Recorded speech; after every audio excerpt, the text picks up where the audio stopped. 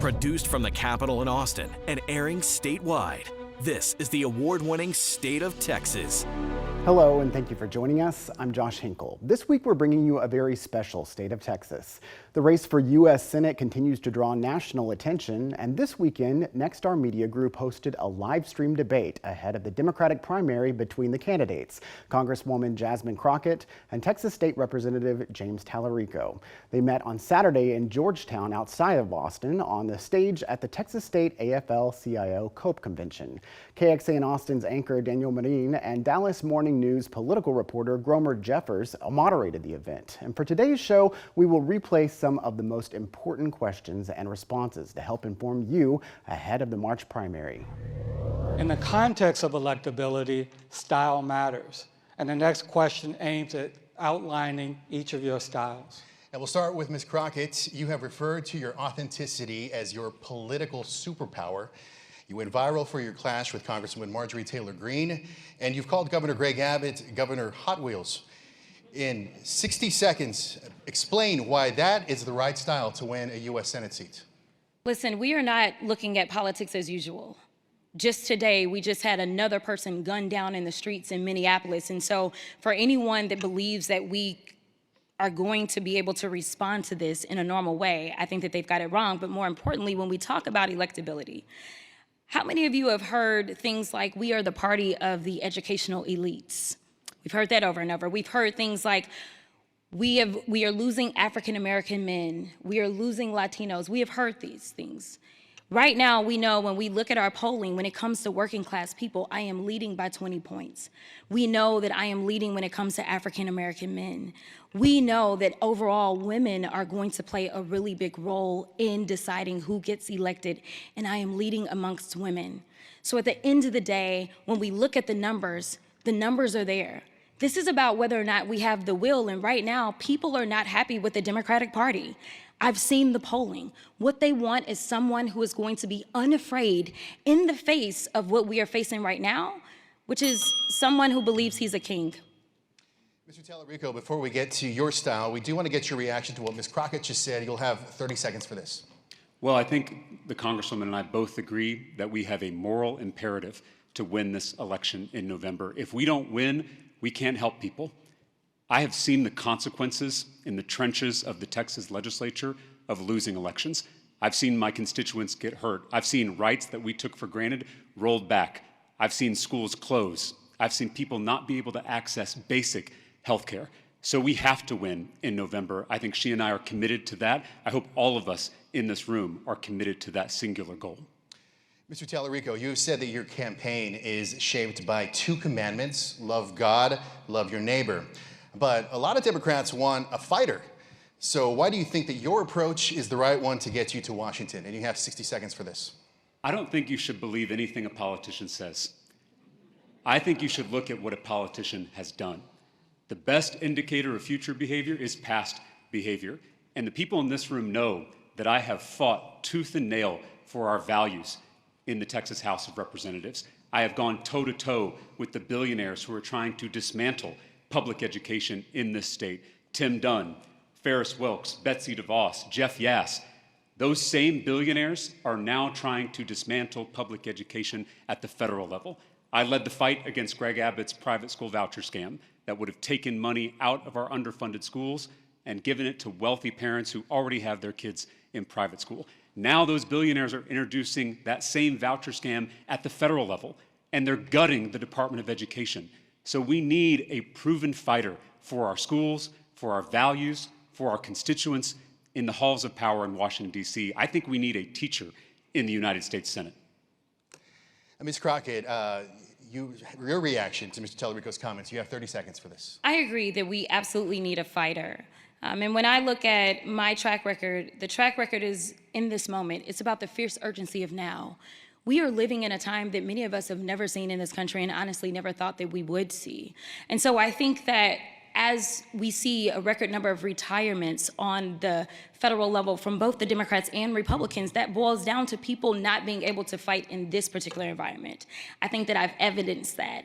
In fact, James and I served in the state house together. He's actually been elected longer than I have been elected, yet he's not as known right now because I have engaged in these fights, and they have been right there on the front lines where people could see me out front. I think that because of, I didn't get my 50, my bad. Moving on, we're going to stick with you, Ms. Crockett. We have a follow-up question when it comes to electability. What's the political risk that you are willing to take that you feel like your opponent would not take in order to win the U.S. Senate seat?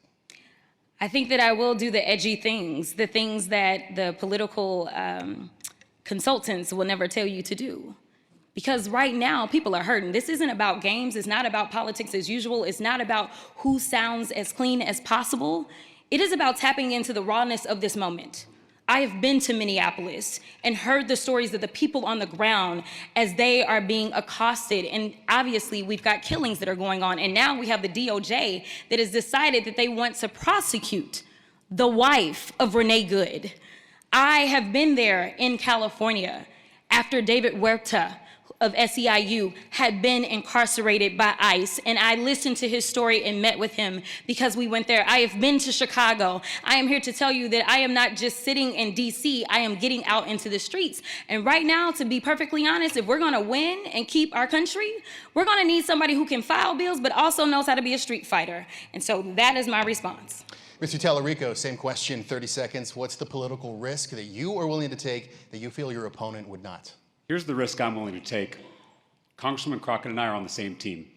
I think we've already seen in this debate that there's going to be a temptation by the media to pit us against each other.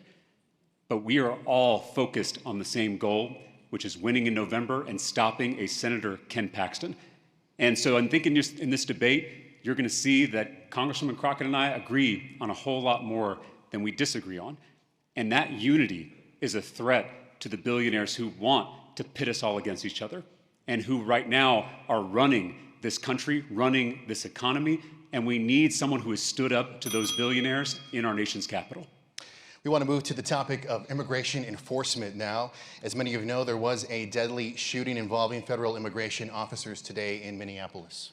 The House this week approved a spending bill that included funding for ICE. Ms. Crockett, you voted against the bill Thursday.